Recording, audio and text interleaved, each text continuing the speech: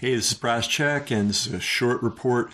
This came out on the very good website called Open the Books. I really admire these guys and what they're doing.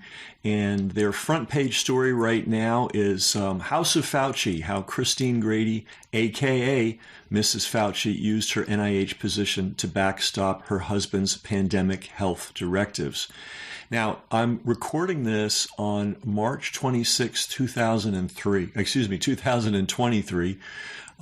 March 26, 2023.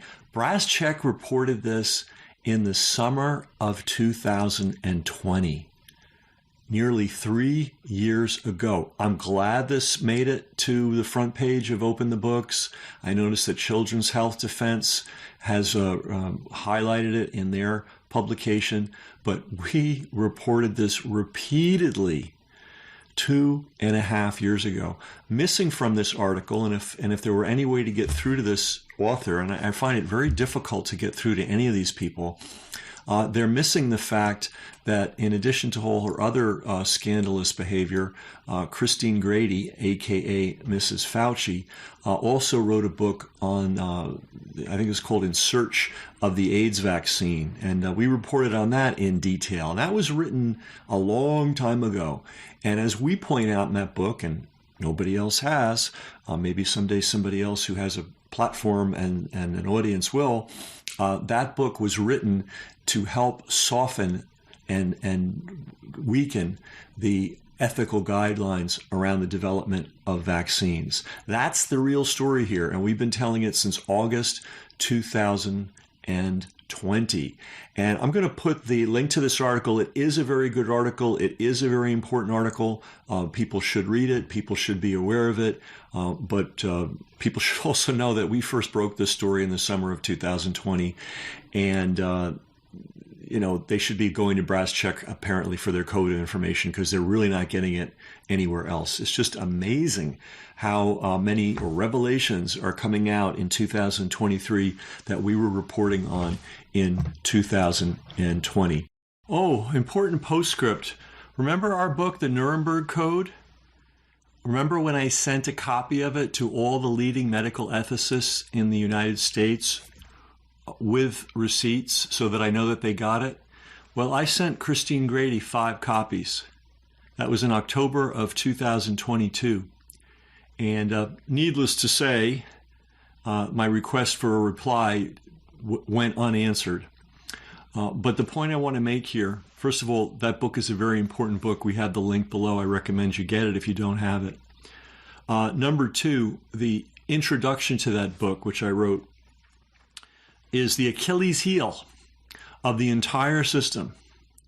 Namely, there are medical ethics, and there are people whose job it is to supposedly talk about and enforce medical ethics.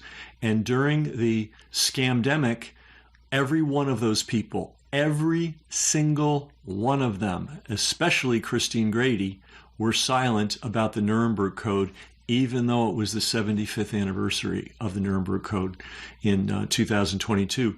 So for everybody who supports Brass Check, that's one of the things you supported. We're the only source of the Nuremberg Code in print. We happen to be the best-selling book on Amazon for the Nuremberg Code.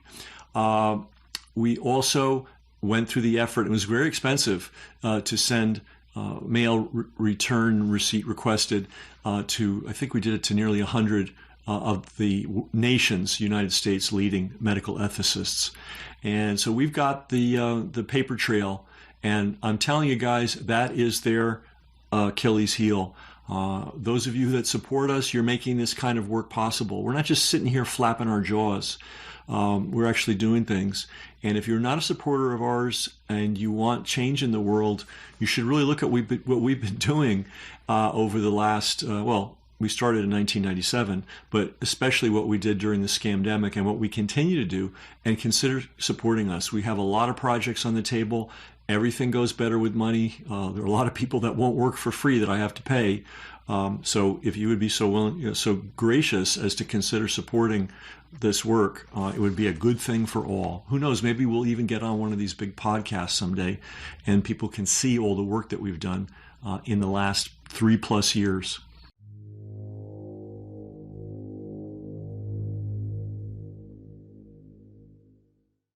Brass Check TV, free to you, not free to us. We've got a server bill, we've got an email software bill, we've got a tech helper bill, and that happens every month. So to everybody that is supporting us financially, that's paying for their subscription in one way or another, we really appreciate it. If you're not, consider doing so. Everybody's got money for the newspaper and the cable bill and all that.